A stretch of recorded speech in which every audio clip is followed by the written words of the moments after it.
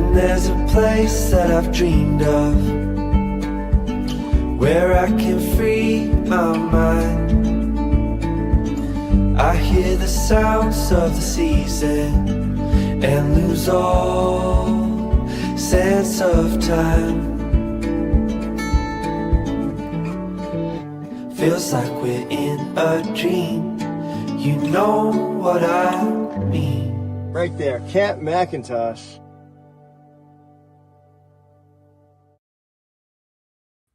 Looking forward to seeing all of you at Camp McIntosh for our 5th annual CFN retreat.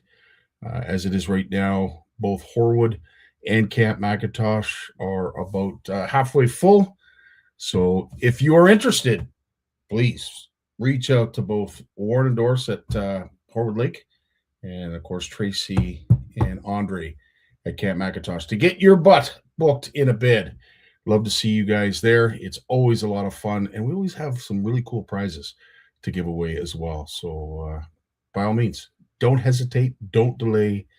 Hopefully we can get you up there in both cases and enjoy a great time as we always have. Rob, how you doing tonight? Nice to have you along. Lloyd's in the house. How you doing? Sonia, yeah, baby. Nice to have you as well. Joe's in the house. Good to see you. There's Sarah. How's Sarah? Sarah okay tonight? Nice to see you, Sarah. Nice to have you around. Steve Shaw's in the house, as always, doing what he does best, which is support me and the rest of you CFNers. Can't thank you enough for all that. Richard's in the house. May's here. Thanks for sharing, May. Really appreciate that. Dean Howard's with us. Trisha Wallace. Yes, sir. Wow, we got lots of ladies tonight. It must be ladies' night. Is it ladies' night tonight? Yeah, of course it's ladies' night. Christian, how you doing? Nice to have you along as well. Some great folks joining us here tonight. Fantastic. What? 2 spots left? Oh, whoa. Okay. Wasn't expecting that. 2 spots left. Holy smokes. Thanks, Warren. Appreciate that. Eve, how you doing, my friend? Always a pleasure to have you. Mark's in the house as well. As I mentioned, it is ladies' night, and we do have quite a guest host and guest star tonight that's going to be joining us. We're going to be talking a little bit about kayak angling. In fact, it's probably a lot about kayak angling. But, of course, we're going to have Angela Haapa with us to talk about that. But before we do, let's bring in the one and only Yvonne Brown. How you doing, Yvonne? Always a pleasure to have you as my guest host for yet another edition of Ladies' Night. It's good to see you, Scotty. Been a little while. It has. Nice It has. Back. What have you been busy with? Grandkids. I know I say Yeah. that all the time, but I mean, I can't get enough of them. You know. So true. So true. I know your ladies have been very, very busy scheduling events. I would have to say that the event package for 2026 is almost double what it was in 2025. Your ladies are just, I'm telling you, they're kicking arse and taking names with all these events that they're doing. It's awesome to see. Yeah. We had a really good meeting like October it was, and planned everything for 2026. You can find all the events on our website, and not 100% of the locations and dates are confirmed yet, but we have we're confident that we're going to do it as much as we possibly can. Things do come up, and sometimes like bad ice or whatever, we have to cancel. But our 2026 membership, they're on sale now. And if you buy your membership between now and December 31st, you're entered into a free draw. It's worth about $330 this year. It's got like a tackle box and an ice fishing rod and a whole bunch of different OWA swag. And you need to have a membership to join most of our events. We have our ice fishing events out.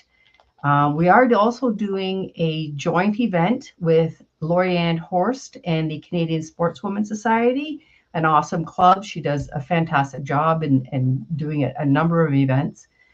So that's going to be up on Nipissing. It's going to be the ice bungalows I attended last year, had a lot of fun. We have our Perry Sound weekend. That's the first weekend in February up at the Rumble Camp for the Deaf. We will also have an intro to fishing event. That's going to be up at Elbow Lake, just north of Kingston. And then we're going to have a virtual sort of fam jam ice fishing day. It's like a fun derby, and people can fish in their backyard. Basically, they don't have to go too far. So That's awesome. after that, you get it. What's that? To see what I mean? Like you guys are busy, man. Holy crap. Well done, ladies. Yeah. And of course, we'll be at like the Toronto Sportsman Show. We're going to do an intro to fishing workshop there. It's going to be free with show admission. And we'll have a booth again. And we will also be at CanCast. We're going to have a booth again there. Looking forward to trade shows. CanCast is going to be a big show this year. Yeah. Sportsman Show as well. Yeah. And Brad and I are hopefully going to be making an announcement by the end of this week in regards to where we're going to be placed and how that's all going to unfold for some very lucky vendors that are going to have an opportunity to be in a show like that that they wouldn't normally have or be able to afford. So we're really excited about that. And of course, CanCast with the Muskie Odyssey joining along. There's now 3 buildings. Like it's just incredible how this little show has grown. And of course, you've been front and center. I've certainly had the privilege of watching it grow as well. But Kyle and his team have done a fantastic job to build that show up, and I tell you, they're reaping the rewards. It's awesome to see. Yeah. One thing, I was just watching your promos there. Camp McIntosh, Tracy Dupuis reached out when she knew about our Christmas event,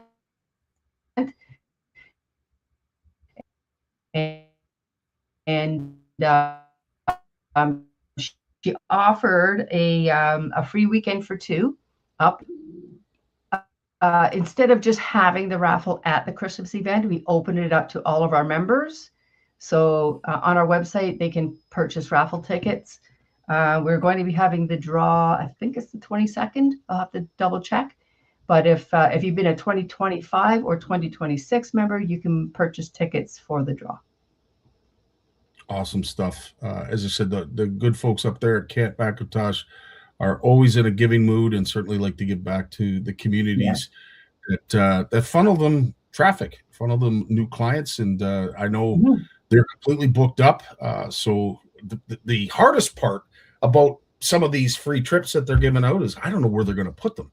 They're booked, like their season is pretty much booked solid. So but they continue to give, and we truly appreciate it and appreciate their generosity. Now I have to ask, Angela Haapa, where did you meet her?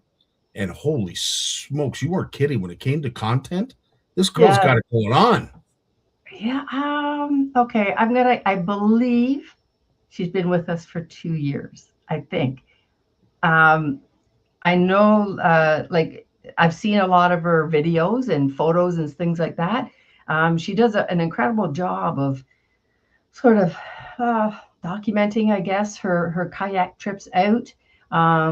I love, she's quite creative in the way she shoots some of her footage, different lenses or different angles. I'm not sure what. I'm really still kind of point and shoot. Can't even take selfies, You need to take a course on how to take a selfie. So, so it just really caught my eye. And she's been to a few of the events, like I said, and just very, very interesting to talk to. And I like watching her. I like following her on social media. And she's a big kayak fisherman, fisher person.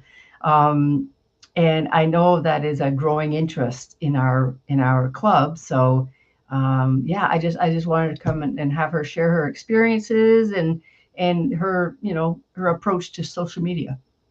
Well, without further ado, let's have Angela describe it for us as we introduce Angela to CFN. How you doing tonight, Angela? Just fabulous.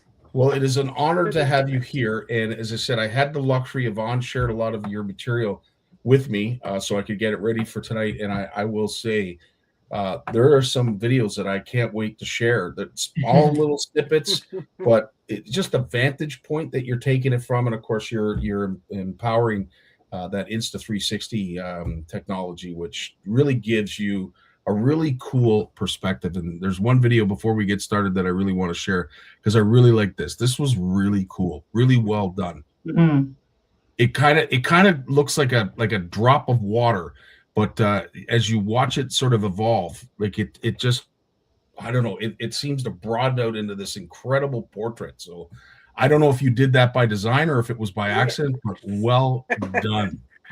It's it's all in the camera. It's quite amazing, the features that it does have with it, and a lot of it is the editing, and it does take a little bit of a learning curve to.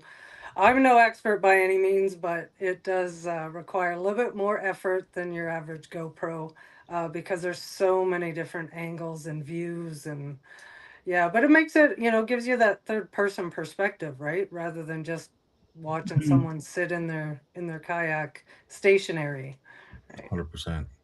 So 100%. what type of equipment are you filming with? It's just it's called the Insta 360. So it has a camera on the front and the back. Oh, So, and it's just on a selfie stick. I mean, I do put my selfie stick in different spots on the kayak to give it a different angle. So that particular one was, I had it mounted in the back for a little bit. So Cool yeah. wow. stuff. Very cool. So as we start with every guest star that we have that joins us here on Ladies Night, I'm always fascinated. Where did angling start for you? Who was it that introduced it to you? And was there Oh, a really cool memory that went along with it that you can share? well, it's I'm a northern girl, born and raised in Thunder Bay. So there's not much to do up there. Um, and it was my older brother. My older brother Rick got me out on the lake, and he was the one who got it all started for me when I was younger.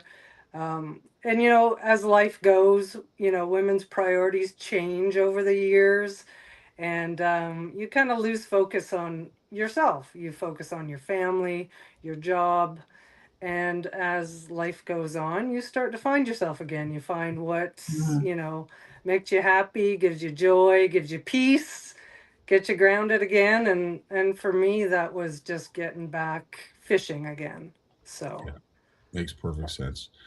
And I have to ask, obviously you probably started like most, you were a dock angler, then you probably graduated into boat angling, maybe shore angling yeah. was where you started. But what drew you to kayak fishing? Was it that you tried it once, really liked it, and just wanted to do it again?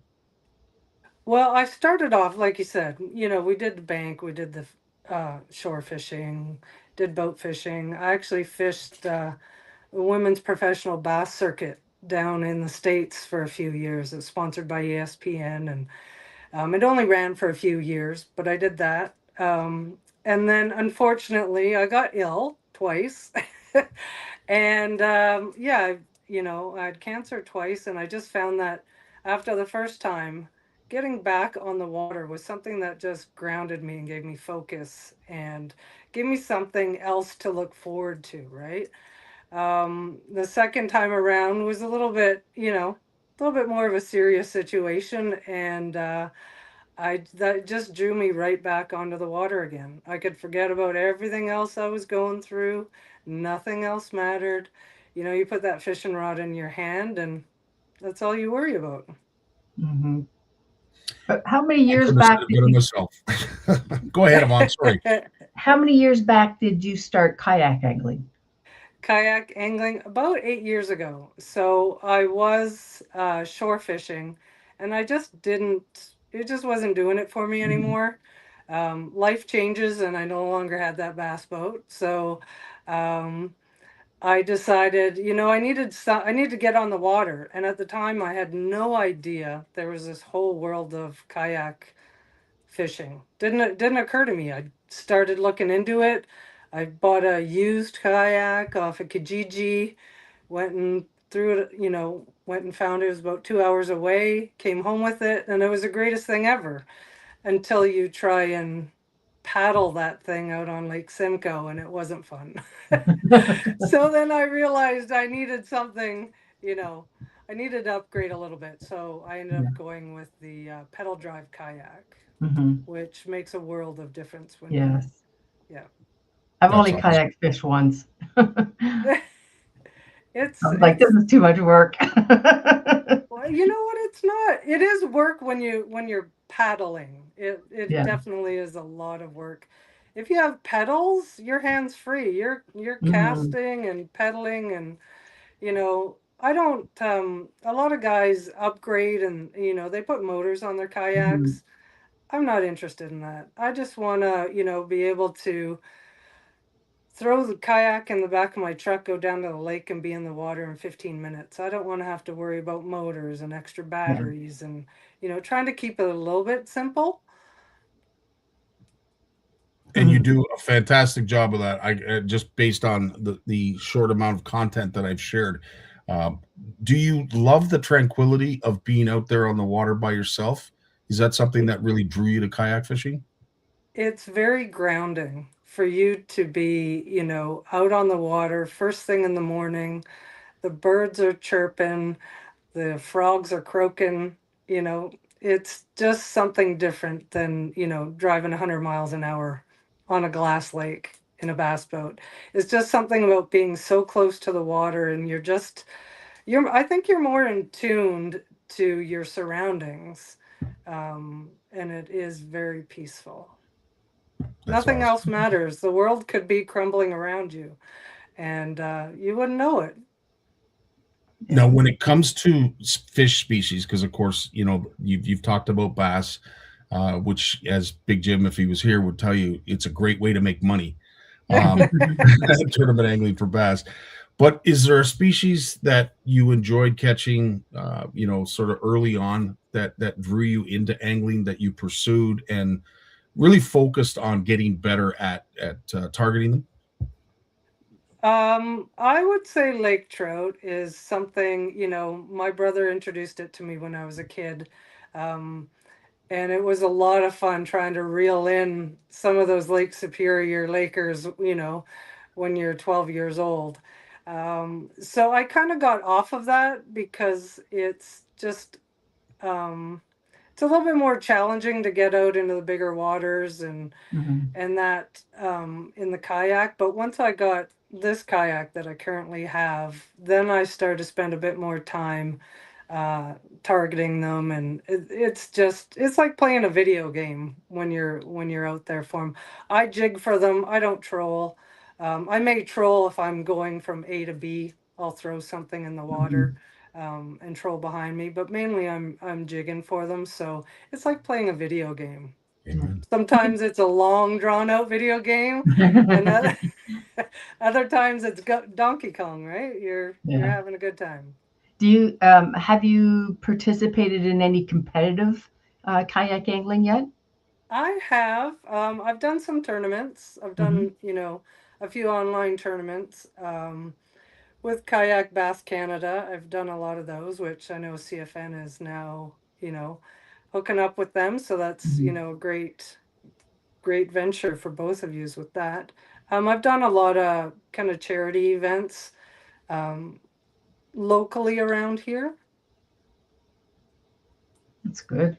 That's Yeah. awesome. Absolutely. And I will say, based on the number of quality pictures and species of fish that you have caught, I would definitely say that you are a multi-species angler. And I know Gary asked what your Yes. favorite species is. You learned Yeah. with lake trout, but now that you've sort of honed your skills and become a bona fide kayak angler, I wouldn't go so far as to say professional, unless you are making money at Mhm. this. And good for you if you are. Is there a species that you've been introduced to that you truly admire and love more so than lake trout? I would say crappie actually. It wasn't until I went up with the OA group and did the ice fishing event last year. Mhm. And I've never fished for crappie. It's not something that was on my radar. So, I did my research. I, watched a lot of videos, read a lot of articles, and yeah, once we got out there and got on the water, they're a lot of fun. They're really a Yeah. lot of fun to catch. Amen. They're fun to eat too. Just Yeah. Oh saying. yeah. Now, with that, Yeah. obviously there is I would an understanding when it comes to anglers, and especially if you're much like Yvonne and I, who do practice catch and release. And based on the videos that I saw, it is important to you. Are fish something that you enjoy to eat, or are you primarily a catch and release angler? Fun fact, I don't eat fish. Oh, Wow. No, not at all. Don't even go there. No. I even drove all the way out to the East Coast, had a nice fresh lobster. No, can't do it. I don't know. No. But yes, catch and Wow. release is very important to me. I mean, you got to let them go, let them grow. Unless, the only time I would keep them is if, they've been hooked a little too deep and they're not mhm. swimming back. So I will take them home, and I have some close friends who are very happy to take those fish off of my hands. So, but no, I'm strictly catch and release, and unless something catastrophic happens along the way. Very cool. That is so cool. Wow. Yeah. If someone was just getting into kayak angling, and I don't really know a lot, like, I mean, the equipment, it's very standard as conventional fishing is, but the kayaks themselves, and I'm not looking for you to, like, promote one brand or another, but is there kind of a price range that people should look at in getting a good quality kayak, like one that people aren't going to regret after season one? Right. So the kayak I have is more on the higher end. Hmm. It is an investment. Um, and some people say buy once, cry once. And but that wasn't my case. I didn't know if I was going to even like kayak angling.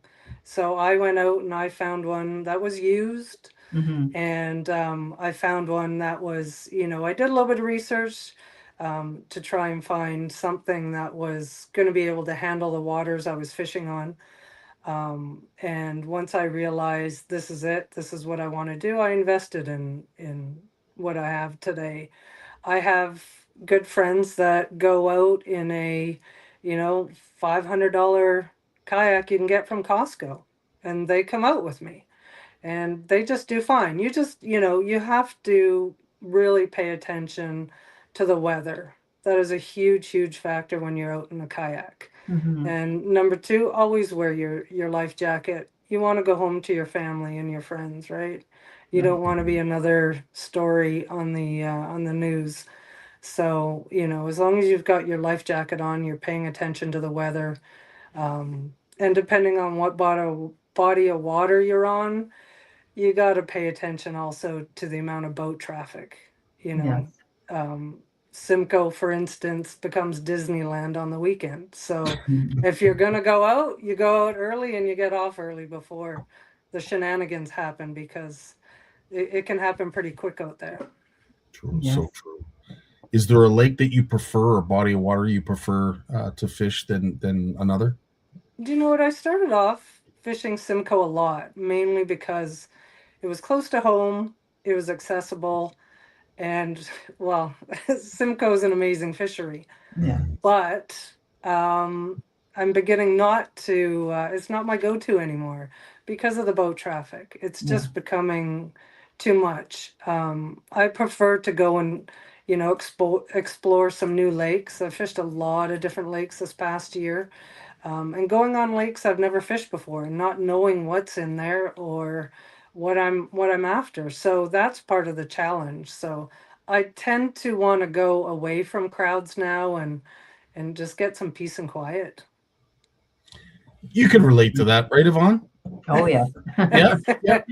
Yeah. Yeah. I understand. Like, especially around like Aurelia, and like it's crazy in the summer. I mean, I go. Well, I used to go perch fishing in the spring on Simcoe, and then ice fishing. But yeah, I've been up there like watching tournament weigh-ins, and just the boat traffic is crazy. Yeah. Um, yeah, I'm much. I look forward to the quieter back lakes, the little areas for ice fishing or whatever. I'm not really into the big, looks like tent city, you Hmm. know. I just and I don't think it makes for very good fishing either. Especially during ice season when there's a lot of foot traffic Oh, for sure. and augers going off and whatnot. I just more and more I enjoy the tranquil, the solitude. It's It might be an age thing, Yvonne. Yeah. Now, when it comes, yeah, to, when you hit 39, I know. yeah. When it comes to your kayak, and I know Yvonne sort of touched on it, you're going to stick with the pedal drive for now, anyway, Yes. until something better comes out. I'm sure, or perhaps you'll just stick with the pedal forever. In terms of other gadgets, maybe some modifications, or even the electronics, is there anything that your kayak doesn't have that you wish you had, or you're looking forward to add it at some point down the road? You know, I'm on that fence about the old big debate about the forward-facing sonar. Mhm. You know, it is on my radar. I don't use it now. And I'm not sure if I actually do. I'm pretty happy with my setup right now. You know, it's not too extensive. It's, you know, a little bit more than basic, but it has everything that I need and I want. And I think the more you add to it, the more complicated it gets, the more it takes away from the actual experience when you're out there. You're worrying about too much rather than just enjoying being out there. Mhm. Makes And I And perfect don't know, get me wrong, if somebody said, here's a Mega Live, Angela, tell me how you like it, I would not. Just putting it out there, if anyone, you know, doesn't need theirs any longer, I'd be happy to test it for you. That's awesome. Go ahead, Yvonne. I forget.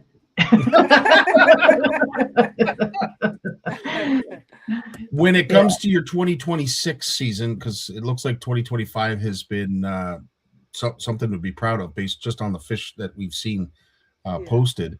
Is there anything that you've got planned for 2026 that you're looking forward to?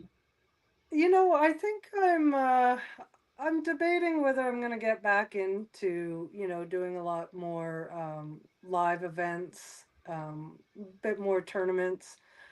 I'm on the fence of that. I haven't quite decided. I'm a very competitive person, even with myself. So sometimes, you know, it takes away from the experience because I get too competitive. So I think there'll be a few online events that I'm going to want to do. And I have my eye on a couple of live events that, you know, broaden my scope down here. You know, there's quite a few. The scene is growing, let's put it that way. So it's about managing your time off. Yeah. Absolutely. I will say this, and it's almost posed to Yvonne as well, but you know, you're a part of two communities that, in my opinion, are growing exponentially. First and foremost, kayaking. Kayak angling is just exploding, and let's face it, you know, it probably has a lot to do with the price of things. It's a more reasonable, accessible way of getting out on the water than For sure. anything else. So you know, totally understand why it's growing, but the fact that it is growing in the right direction is fantastic to see. And then, Right. of course, women angling. You know, Yvonne and I have talked about this at great length, and I have to admire where you folks are, where you ladies have taken angling, and the community that you've built in the process. But are you satisfied where women angling is, or is there a next step? Well, for me, I'm very happy to see the growth. I like to think that Ontario Women Anglers over the past 13 years has been a part of that and has gotten more women and children out on the water just through, even if it's just word of mouth or, you know, podcasts that we do like this to get people started or interested. I would like to see more representation of women when it comes to like on the retail side of it. I mean, we are a huge market. A lot of us work full time. We have money. Women love to shop. Yeah, we have money to shop. Yeah. And you know, I'm not going to retell the story, but I think we need to be taken more serious when we are out spending our dollars. Because I have had personally a couple of experiences where it's, they take me away from a $400 purchase to show me this rod and reel that's got baby blue accents on it, and it says Lady Angler or whatever it says. I think they should be taking us more serious, and they should understand that we have buying power. And there should be. Barb Carey from Wisconsin Women Fish is a huge advocate for getting women, shining the light on us more when it comes to advertising. A lot, like she said, she picked up fishing retailers magazine, and there were no women in it whatsoever. So she actually contacts companies to say, we're a growing part of this sport, and you need to represent us better. One complaint that I hear from a lot of ladies, and it's right down your alley, what you're saying, Yvonne, is to your point, especially when it comes to garments and swag. DSG's done a fantastic job targeting women and in the outdoors, but a lot of companies are missing the mark, and they don't have a lot of women's sizes per se in a lot of their stuff. So to your point, you're 100% bang on, and I would say that Catherine's suggestion is probably how we get there. We need to see more women on sales teams. That kind of input is let's face it, it's important. Mm-hmm. Stryker does an amazing job with promoting women, and they have a fabulous line, whether it be summer wear, winter wear. You've got your ice suits, and they are fitted and designed for women. So they do a really great job with that.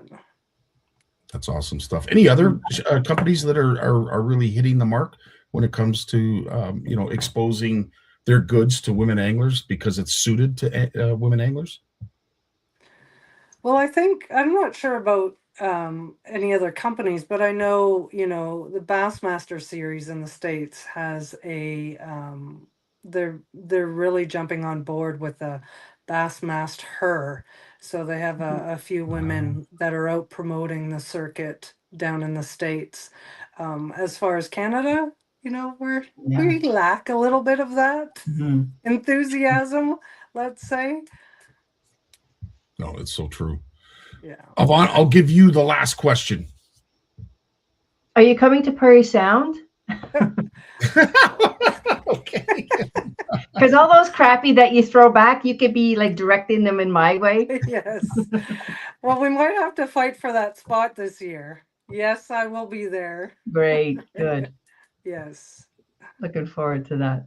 It's going to And be I a will great have to time. say, my last question, Angela, for you is, it was asked of me, so I'm going to ask it of you. If there is some way, somehow, you want your life as an angler to be summed up, what do you want your legacy to be?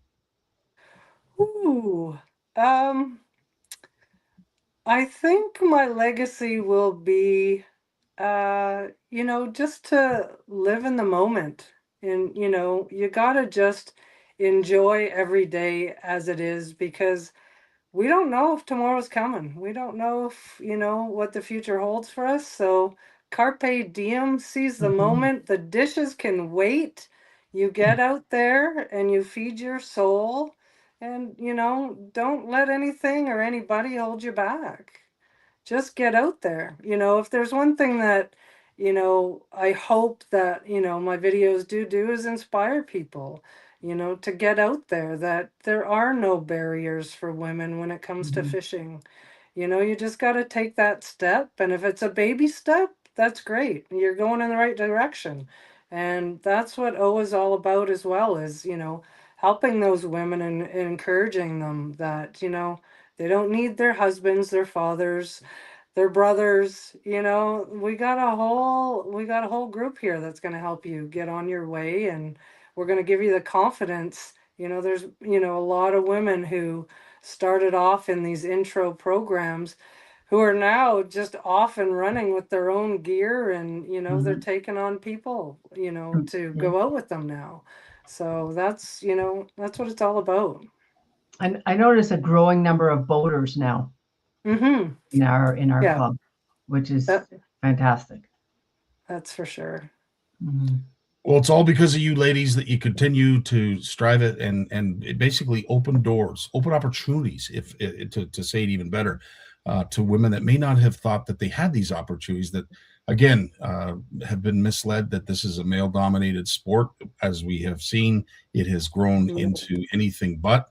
With certain advancements when it comes to clothing, wear, gear that can be suited to lady anglers, at the end of the day, the future looks very, very bright. And I tell you, I'm honored every time we do a ladies' night, because it reminds me of some of the incredible work that's being done behind the scenes to further angling and to get more folks involved, whether they're children, whether they're ladies, or anybody in between. So I thank you so much, ladies, for joining us. Yvonne, again, you've got a great guest star that you brought on that we got to learn. He's a keeper. Definitely a keeper. And I will say this, Angela, we really look forward to seeing more of your content here on CFN. So share away. Share away. Well, you asked for it. Right on. I've got 3 memory cards I got to go through still this winter. So wish me. That's the part that sucks, isn't it? The editing. Yeah. Hours and hours of video. Yeah, I know the feeling. Trust me, I know the feeling. I tried to bait my son, but he ain't biting. He just doesn't want to have any part of it. That's too bad. Well, hopefully you find an editor soon. Yes. On behalf of CFN, I want to wish you two a very happy holiday, a very Merry Christmas, and a very prosperous 2026 as the new year looms in the very near distance. So same to you, Scotty. Ladies. Same to you, Scotty, and thanks for having me on tonight. The pleasure was all ours, trust me. True. Thanks so much for this, ladies. We've got the panel coming up next, right after a word from our sponsor. Have a great evening, ladies. Thank you. You too.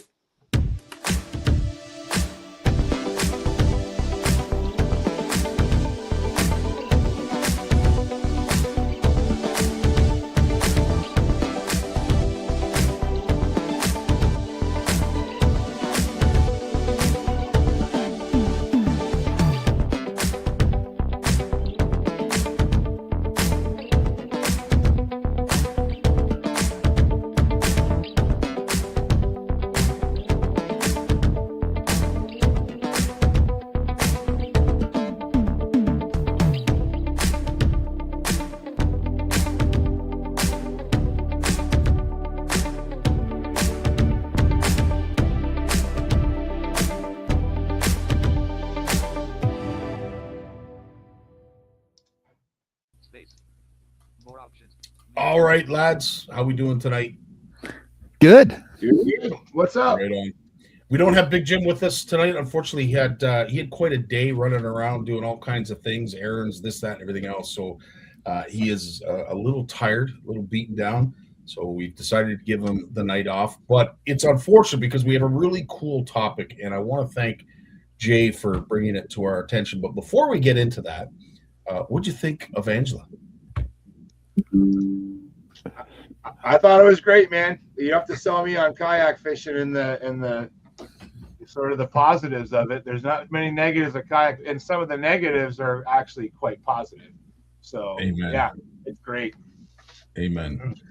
Lawrence, as someone that is a bit of a pioneer, in your own rights, it's awesome to see ladies angling get to that next level and to see the number of ladies associated with our angling community, with the fact that they're venturing off and doing meet and greets and competitions, and they've got the Master Angler program. Like, there's a whole lot going on in OWA and female anglers to boot. But it's awesome. It's awesome to see and be a part of it in our own little way.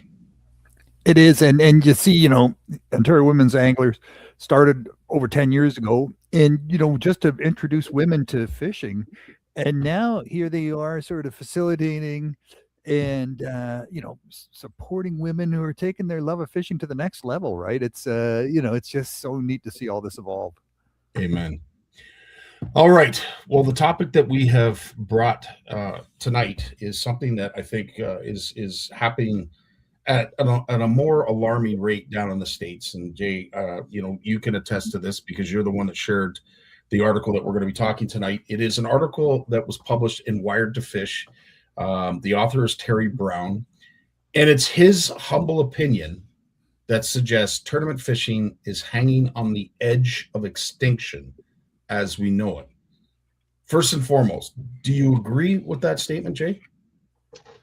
I think that extinction's a little harsh the way Terry's worded it that way, but I will say that tournament fishing as we know it in terms of, and we're talking about live boat bass tournaments. This is kind of the premise for his article. It's an opinion piece. And I think that, there's a lot of things happening in the industry, and the article itself too states like forward-facing sonar is not even at the top of his list. There's been a lot of issues with we've had cheating, we've had injuries, and unfortunately some mortalities associated with tournament fishing, and a lot of this is just kind of, it's changed the entire sort of market of tournament fishing, and he raises a lot of valid concerns about. And I think that these are things that people aren't talking about. I think that's why Terry wrote the article.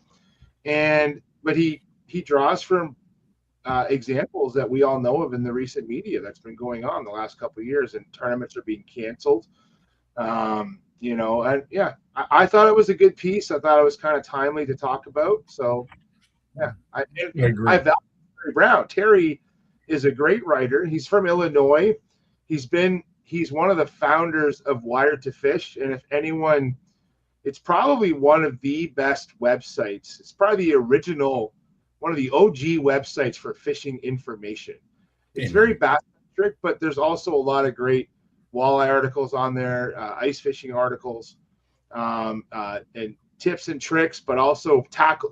They do great tackle reviews.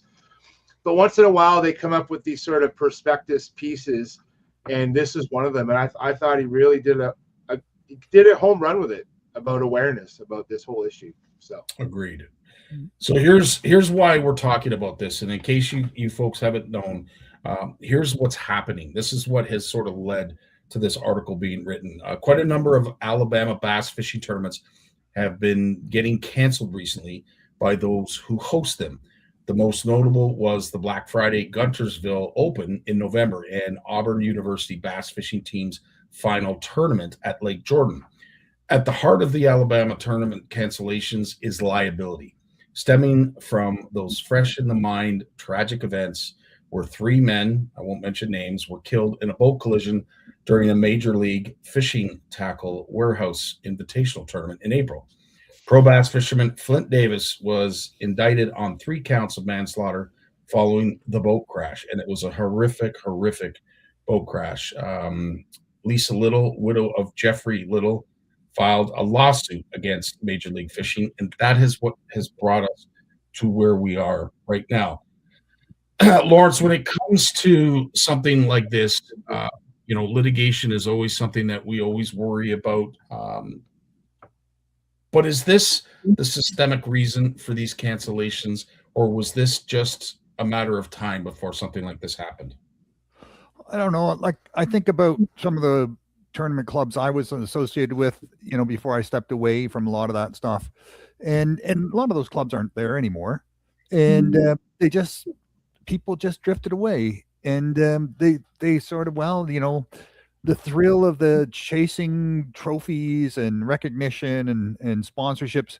I think the first thing that happened was a lot of those sponsorships, were before the internet and social media.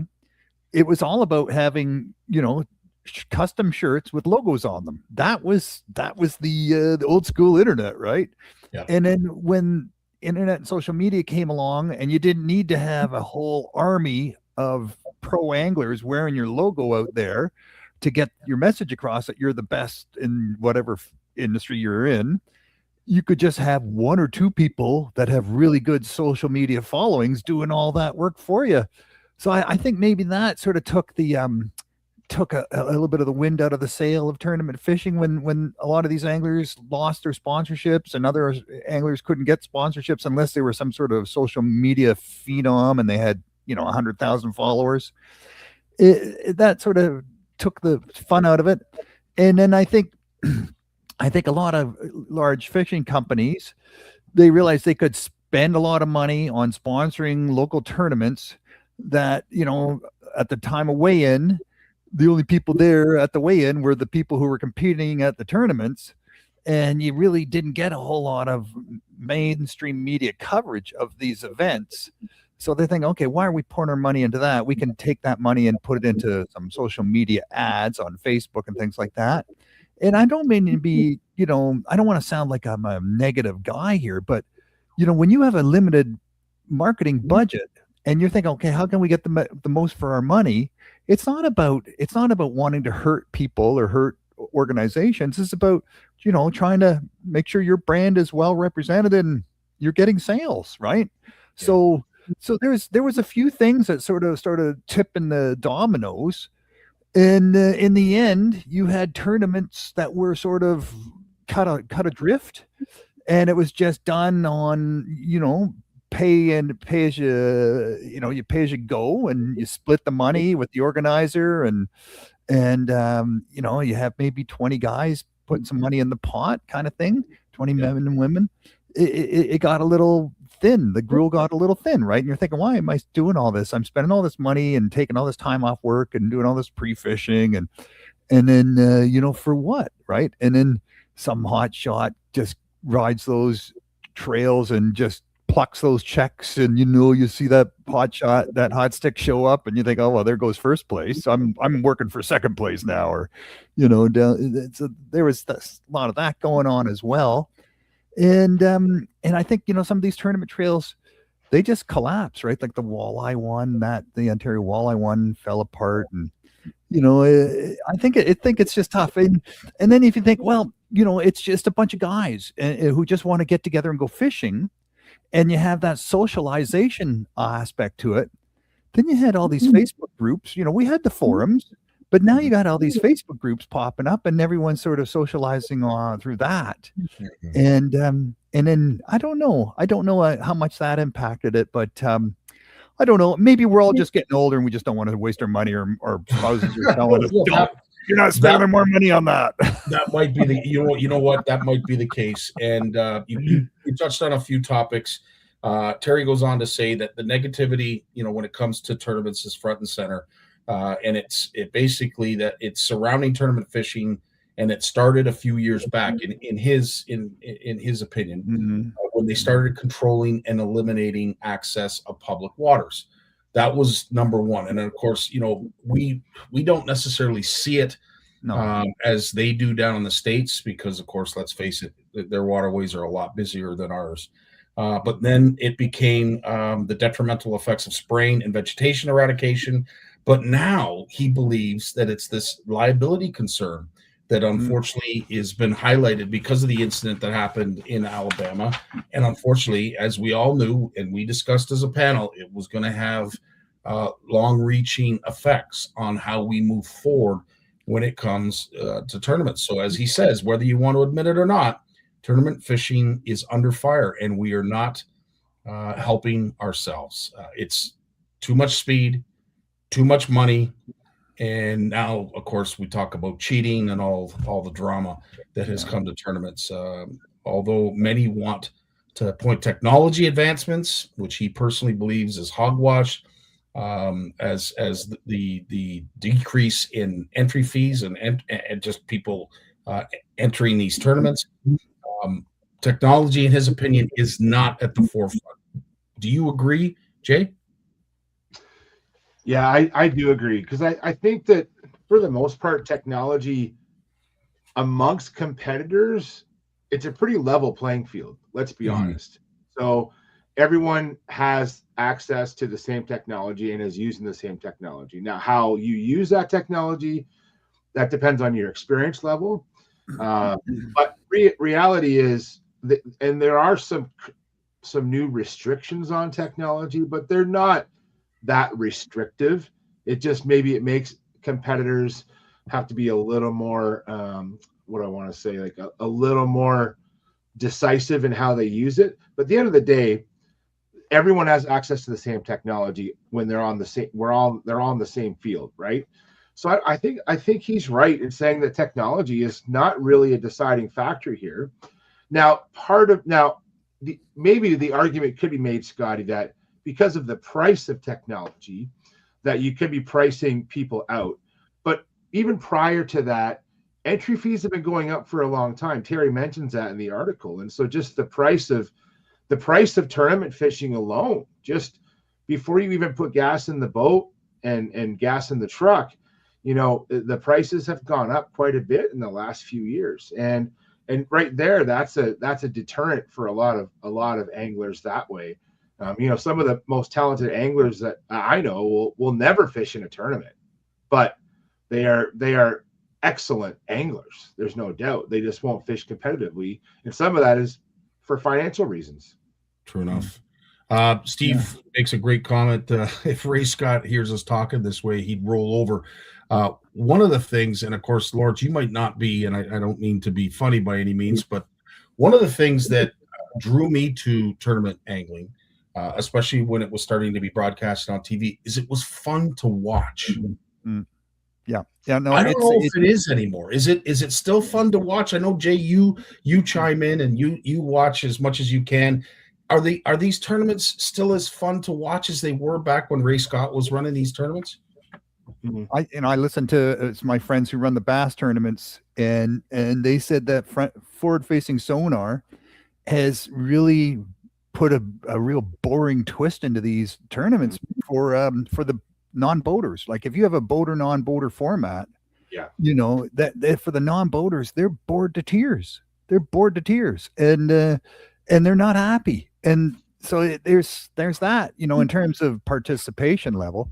But I think too, the other thing that differs us from the US is, and Jason, you know, correct me if I'm wrong, or either of you guys, but from what I understand, in Canada, winning a fishing tournament is not a taxable affair. You're fishing for fun. And because you're fishing for fun, even if you pay for an event and even if you're incurring all sorts of costs, you're doing it for fun. It's not a living. So all your costs are not a tax write-off, and all your tournament winnings are not, you don't have to pay income tax on them. It's not the same in the States. In the States, you pay income tax on your tournament winnings. So there, it's much more of a business. Up here in Canada, it's for fun. It's just for fun. It's a good point. Jay, you want to add to that? Yeah, I think you're right about, you know, we're kind of losing. We haven't lost, but we're losing that sort of grassroots piece where I think that a lot of us get into tournament fishing through the, you know, sort of that pro-am format, and whether that even through a club. You know, the technology does dictate how your amateurs, it dictates their experience, and that's changed. And you've even seen a lot of high-level tournaments, and this has happened. You know, I saw Steve's comment about Ray Scott. You know, so Ray started these pro tournaments back in the late 60s, early 70s. So it's been over 50 years. BASS celebrated its 50th anniversary, I want to say in 2020 or 2021. And, you know, for a good span of that time, tournament fishing was pro-am style, where you had co-anglers and anglers. And in fact, the co-angler side for many years, whether it was FLW or bass, was highly competitive. In fact, I can name a few anglers like Justin Lucas, who's a very well-known MLF angler, fished on the Bass Tour as well for a number of years.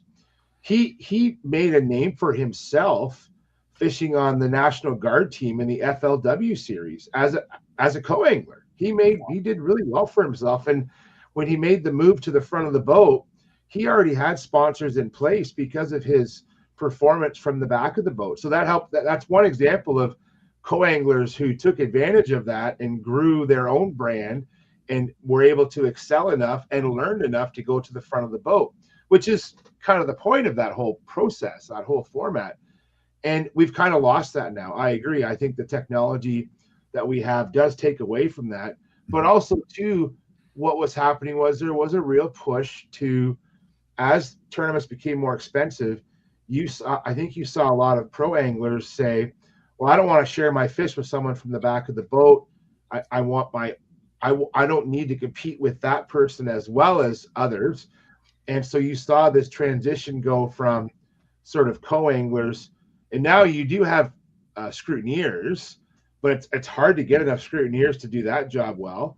A lot of scrutineering is being taken over with cameras, which is actually not a bad thing, but it's a good thing, I think. But in the end, yeah, we've lost that. We've kind of lost touch with that grassroots piece that tournament fishing had. And some of that is because of price, and some of that's because of technology, and probably just the competitive nature of it. Anglers just don't compete well from the back of the boat anymore. You just can't. No. And you're paying for half the gas, to go for that ride, right? And that's you're just going on a sightseeing ride pretty much, right? Yeah, that's the thing. So when it comes to cost, I don't see us having any effect on that anytime soon. The cost of these of participating and running these tournaments is only going to go up from here. I can't see it going down. So that has unfortunately solidified itself as a problem that's now and in the future. But of course, you talk about electronics, Jay, and some tournaments are starting to say enough with forward-facing sonar, that we're not going to allow it in our tournaments. Is that addressing the problem, in your opinion? I think what they have to do is there's enough technology out there now. They can make the experience better for us watching it, right? So when it comes to forward-facing sonar, I think, and I see some of the comments in the chat about how it's boring now with forward-facing sonar. I take it on, but if you remember when Gussie won in Tennessee on the Tennessee River, that was the first time that I remember them actually using like picture in picture, where you were watching Gussie fish, and the commentators were not only commenting about Gussie's, like him standing there, but they were talking about the fish themselves on the screen and discussing fish behavior. And can we just fix this with some HDMI cables? Like I'm joking, but not joking. Like, why can't we be better at producing a better product? And truthfully, if you want to keep forward-facing sonar, if you want to stay positive with it, you need to engage the audience more to do that. So I don't know if I haven't seen the viewership numbers. I hear from Bass viewership numbers in general are up, but I don't know about that. Like, I wonder, are the viewers just basically tuning in for the weigh-in at the end of the day, or are they watching it all day long? I would argue that viewership might be down more for the actual watching of the tournament itself, versus I'm sure viewership is consistent for the weigh-in, because we all are fans of the sport and we love the weigh-in part of it as well, and that is a big draw. But I'm curious if we should just be embracing this is the technology they're using, so we need to provide a better product to the viewer to enjoy the sport more. Couldn't agree more. I love Gary's comment up here, and Lawrence, and I'll have you address this with me. This is something that I saw as problematic and didn't really say too much, because of course we're always about the next generation of anglers. But unfortunately, when it comes to the Bass Tournament Trail, we kind of have lost the structure of hierarchy. You had the big names, right? You had those big names that, everybody was tuning in to see, because, they were the sticks. They were the go-tos. It was basically their tournament to lose. Now what we're seeing, and I know I've said it on live here many, many times, we want to embrace the next generation of anglers. Well, guys and gals, here they are.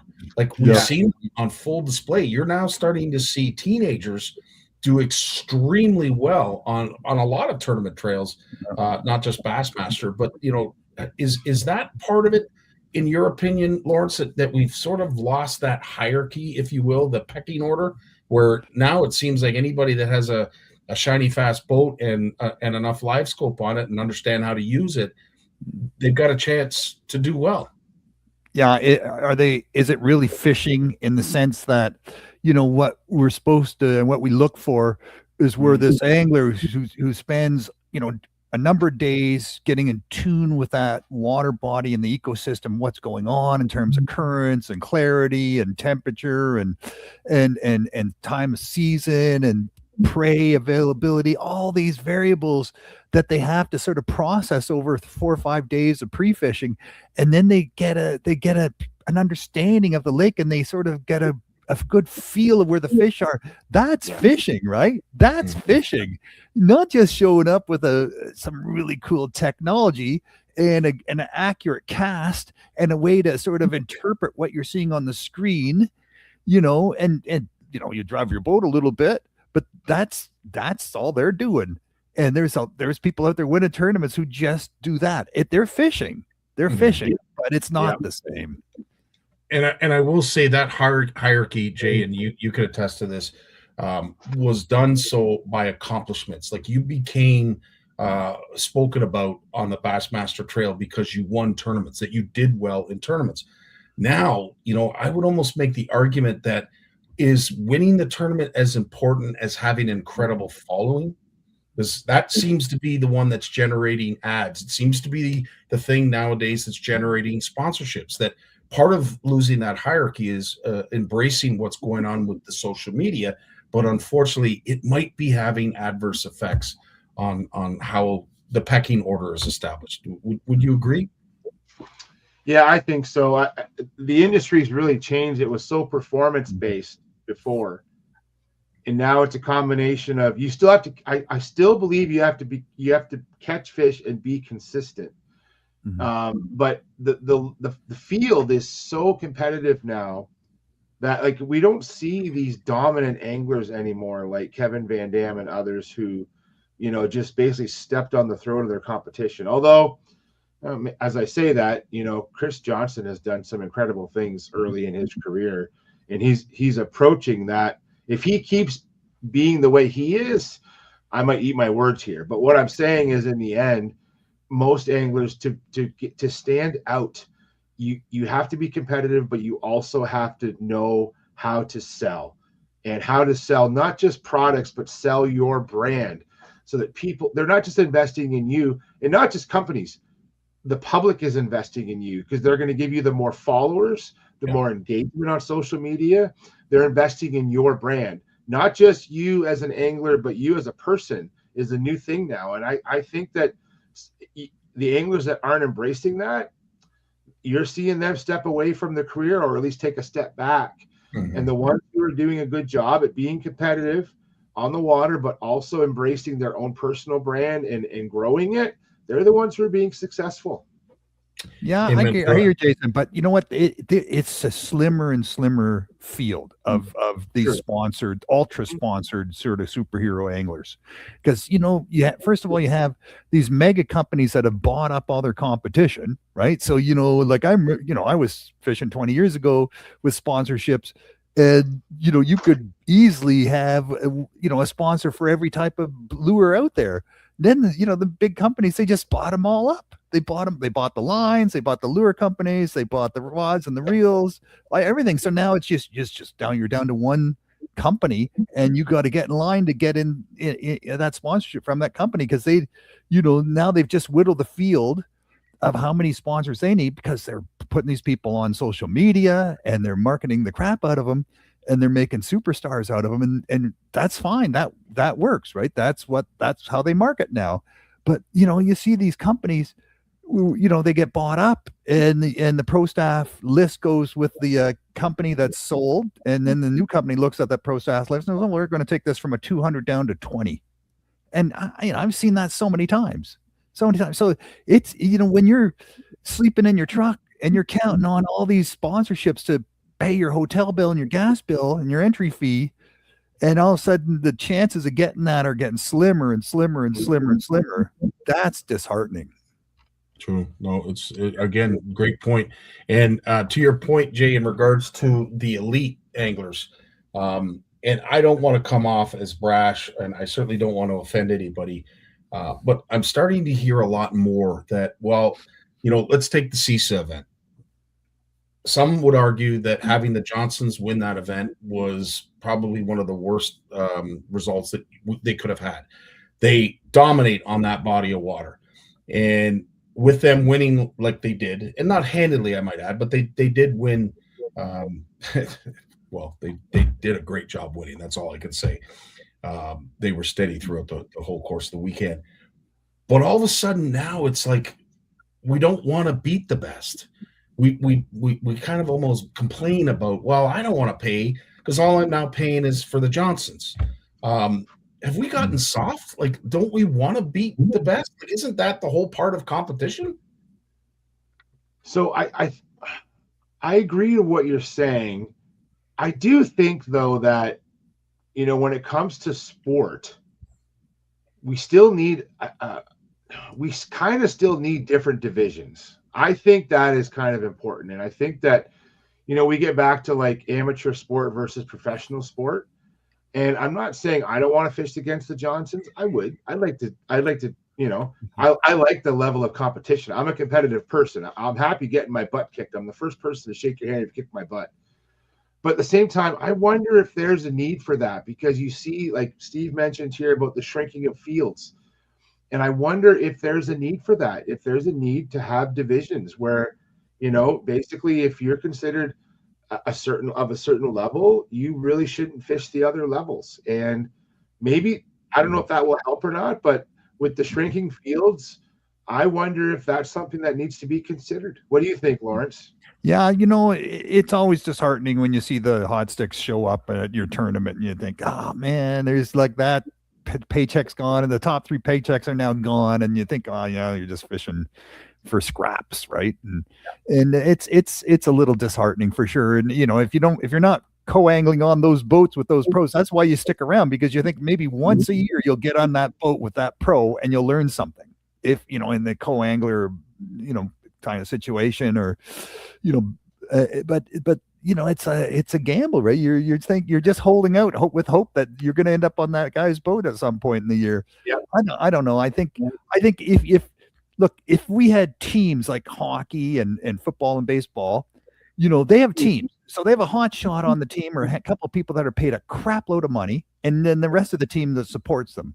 In fishing, it's every person for themselves. So there's no, they don't need, the owners don't need to keep a whole team paid and fed and sheltered. They just need to keep the hot stick in good shape.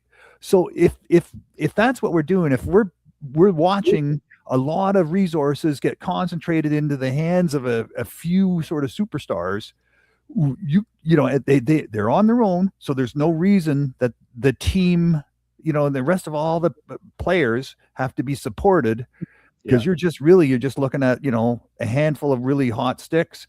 And if it comes down to it, maybe that's all we'd be watching at some point. It's just, you know, 10, 15 people duking it out, even if that. And then, of course, you know, I don't know who would be tasked with this, but you know, as Steve just mentioned here, it's like house league. You know, when you think about hockey, you have house league, and then of course you have the travel teams or rep teams. You know, who would evaluate these anglers? Who would be tasked to do something like this? I mean, the resource base that you'd have to incorporate would be like substantial. And unless you're paid to do it, I don't know anybody that would hit the books to try and decide who and what league certain people are in. Do you see that perhaps as something down the road, Jay, that we could see, you know, a league established and possibly standings?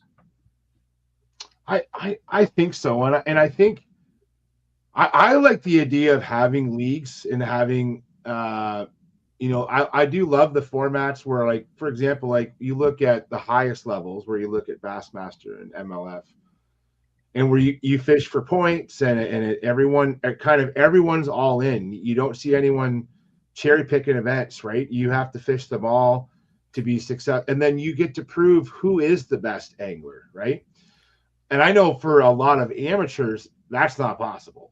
The money involved to fish a circuit like that is just not going to happen. So right away, there's a reason to have two different tiers right there. Right. So, you know, but is there enough of an industry to support these top tier, not just tournaments, but actually tournament trails? That's tough. Geez, I wonder what the secret recipe was back when GM Pro Bass and prior to that OV Pro Bass, like how they were so successful. I was too young then to I was probably in my I remember being a scrutineer at one of the GM Pro Basses on Rice Lake. I want to say in 1999. I think that was one of the last years that they had it. So that's how long it's been. And yeah, I was 19 or 20 years old. No, I was old. I was like 21 or 22. And I was living in Peterborough at the time. So, that's 30 years ago. It doesn't seem that long, but it's been 30 years since we've had that sort of high level trail in Ontario. And yeah, I don't know if we can sustain that anymore. It's unfortunate, but I'd like to see that, because then you get to see who's the best of the best amongst who we have in Ontario, at least at our level. Does that make sense, Scotty?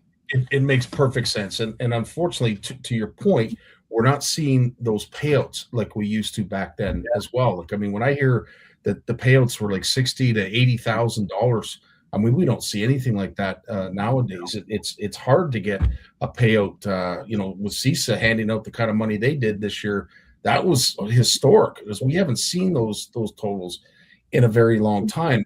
To go a little bit further, because I wanted to get to Sonia's comment, Lawrence, and I'm going to get you to jump in on this. 15, 20 years ago, if you had told me I had a choice between watching a how-to video on fishing or the tournament circuit, I would have voted for the tournament circuit every day of the week and twice on Sunday. However, now, with social media, with YouTube, with some of these very creative folks out there, as Sonia says, to her, it would be more entertaining to put a bunch of anglers on an island and force them to make their own raft and fishing rods and see how many fish they catch. To her, that would be more interesting than currently what we have now. And I have to say, I almost agree. Some of the videos that are out there, the how-tos, because we learn. Like that's what we've been put on this earth to do, is to learn and adapt. And we love seeing people show us new things. And not to say that bass tournaments don't do that for us, but there's a new entertainment value when it comes to angling. And seeing some of these 10-minute, 15-minute long segments that folks have edited and made it certainly appealing to anglers, because we love to fish, but it just goes a little bit more in depth on the how-to, and it breaks certain things down. And I have to say, and I'm going to ask you if you agree, to me it could be a little bit more interesting than watching a tournament trail. Would you agree? I watch a lot of YouTube. Like, I don't do a lot of Facebook surfing or Instagram, but I watch a lot of YouTube, because you can dial in and you can get the things you're looking for. And there's a lot of really good instructional, educational type videos there that are well narrated, and you learn a lot from these people. I think there's something to be said for that. 20 years ago, a friend of mine was part of a study that they launched to determine how many TV shows there were, fishing TV shows. There was 117 fishing TV shows in Canada and the United States. How many can you count now? I mean, 5, 4? The sponsorships on those all dried up. They're gone. They're gone. So exactly that, right? You don't have to pay to have these people, drive around, Canada, fishing these beautiful lakes, staying in these hotels and lodges. And you don't have to pay for their salaries and the camera people and the editing people, all those salaries, when you can just, you don't need to do it. You can just have give some young guy or gal a bit of money, and they're getting their viewers. They're getting their money from the viewers anyways, right? From the number of viewers they get on YouTube. So they don't even need that sponsorship money so much anymore. It's just, it's all about numbers and the YouTube. I think, but Jason, I'll disagree with you on one thing though. I think if you stop letting top anglers fish with the amateurs and the wannabe top anglers, I think it's a death sentence for those smaller leagues, because a lot of people join those clubs because they want the prestige of fishing with so and so. I fish with so and so on that tournament stream. They're paying for that privilege, but it's part of the whole vibe and the whole sort of, this is I'm fishing at that level. You might never be cashing a check, and you might be bringing a lot of zeros to the board at the end of every tournament, but you're fishing with these top shelf sticks. And that's really all you want, is you just want to be associated with them. That's how you're paying for that honor to hang around with these people. And I've seen clubs where they've lost those people, and everyone's just looking around and go, I'm fishing with you guys. I'm not going to pay to fish with you guys. And they just drift apart. Yeah. It's true. And Jay, obviously, because you have a young, inspiring young angler that is making his way up the ranks of social media, I have to take that argument that Lawrence was getting to a little bit further and say, it's how can I say this without being disrespectful? You can go out and win a mass tournament and have the same prestige as someone that gets so many likes and views on YouTube, and the monetary reward for that is starting to me, that bridge the gap. Why would I go fish a bass tournament where it's going to cost me this much money? I'm going to have to deal with safety issues and of course the cheating that goes along with it, when I could just go out, grab a GoPro and make hundreds of, maybe thousands of dollars on a YouTube video of my journey. You know what I mean? Like we went those OVs and those GM series because we wanted to see the big gyms. We wanted to see the Babazumis. We wanted to see these folks that we wanted to aspire to. Social media, YouTube, and all that has come. It's wonderful technology, but it is erased. I believe that we don't have mentors like we used to back in the day. Maybe I'm wrong. I don't know. No, I'll tell you straight up. Trevor and I have had conversations about this, and he so when we first got into kayak fishing, and we still kayak fish a lot, and we will still fish kayak tournaments. We still love the competition. But I think if you asked him today, what would he rather do? Would he rather just fish, like travel around and fish kayak tournaments and even go to the US and travel around? And if money wasn't an object, I think that he would rather be full-time making content than fishing kayak tournaments. If he could do one or the other, which one would he rather do? You can either fish kayak tournaments and not make content, or you just made full-time content and shared your story. He would pick number two. I almost guarantee it. That's what he would do, because he sees the value in that. He enjoys the engagement with people.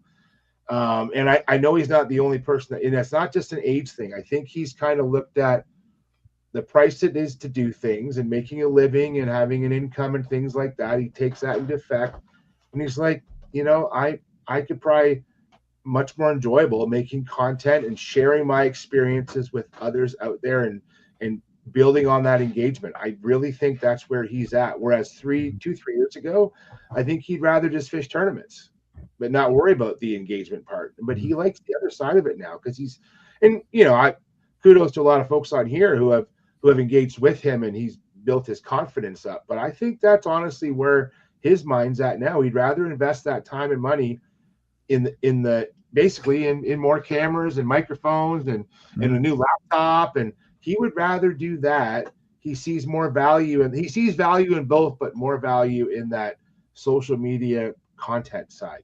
He really does. And I don't necessarily disagree with them, because at the end of the day, it's whatever brings pleasure to you. And if tournament angling at that level of competition might not be your thing, and I know sometimes competition can bring out the best in people, but it can also bring out the worst. And as as Mark has said, I still love tournament angling just because of all the drama. So we beat to death this topic, and I will ask both of you, if you could, if Bassmaster were to knock on your door and say, hey, listen, Jay and Lawrence, we want a half an hour of your time to improve our tournament series. I'll let you go first, Lawrence. What would you advise Bassmaster to do to increase their following and the longevity of their brand? I would say that, when they're lobbying industry for sponsorships for the tournament series, that they also work into that deals where that flows down to all the anglers, right? All the competitors. So now you got, I'm told 80% of the people that compete at that level are not making money. They are successful business people that are using their income from their businesses to go fishing. And that's how they're supporting themselves. And that's fine, but that really narrows the field, doesn't it? Because if you don't have that successful business to pay your fees and travel and all that stuff, you're not in, you're out. So if they really wanted to get the best of the best fishing these tournament series, they would find a way to cover the cost, just like a baseball team or football team. No one gets left behind. Everyone's taken care of. And then you have that could make it a little more interesting, I think. It's good. I appreciate that. Jay, Bassmaster knocks on your door, says, you know what? Bring Trevor up here. We want to sit down. We want to talk about how we improve our series, how we get more engagement. What do we do to ensure our longevity in the years to come? I think they have to re-engage with the grassroots piece of it that Ray Scott built back in the day. And I think that now Ray was a showman. He wanted the show. Like, there's images of him riding in on elephants into stadiums, right? Like it was a circus, and I say that in a good way. Like he wanted the big top, the big time, all of that. But I think that, and that brought people to the sport, but I think that we still need to see to re-engage that grassroots piece of it. Now, I will give Bass credit where they've started to rebuild the sport a little bit in terms of looking at, Bruce brings up casting kids and juniors and we've seen the growth of high school programs in the US to the point where they've had to pull back a bit because the tournaments were getting so big and honestly not manageable in terms of an experience. Like you have 400 boats at a high school tournament, like the weigh-ins.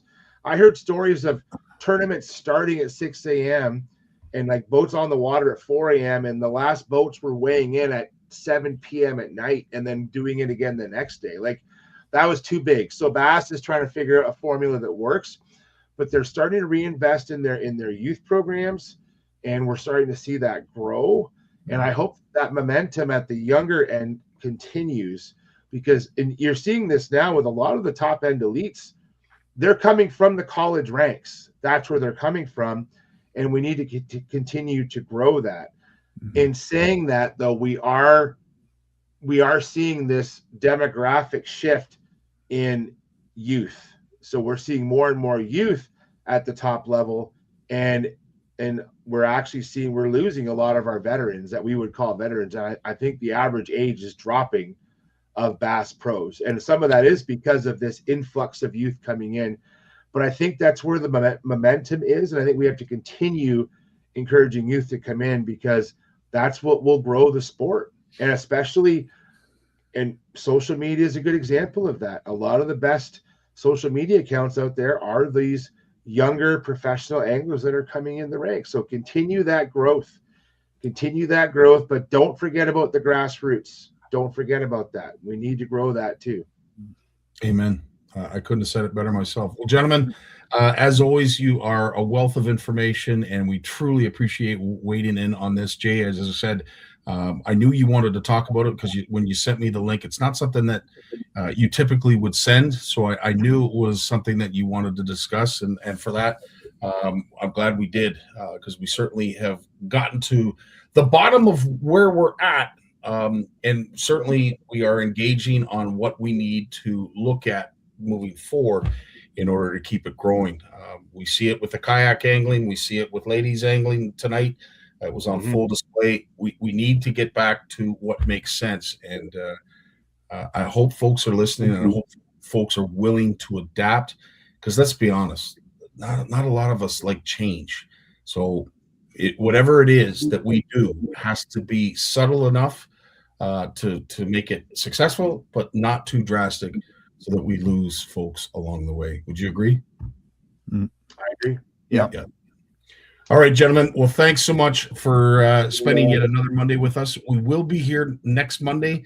It'll be our Christmas edition. It'll be a Christmas theme because I can't believe we're so close to that. I know. It's unbelievable. Oh my goodness. Oh. It's 10 days away. Like, are you kidding me? It seems like we were just on the water sweating to death, in search of bass and walleye and all these other wonderful things. But now it's all frozen over. You got 9 days to shop, buddy. Don't worry. You got 9, before you even have to start the truck, you got 9 days. Then you got 1 day to shop. You're good. That's it. It's so true. No pressure. Thanks again, gentlemen. Really appreciate your time. Really appreciate what you bring to our community. We look forward to it each and every Monday. So God bless you. We'll see you next week. All right. Thank you, guys. We'll see you. Dave, take us away. Well, as much as I hate to admit it, I guess we've run out of time. So I've enjoyed it, but I'm going to do something I haven't done since season 1. Turn out the lights, the party's over. They say that all good things must end.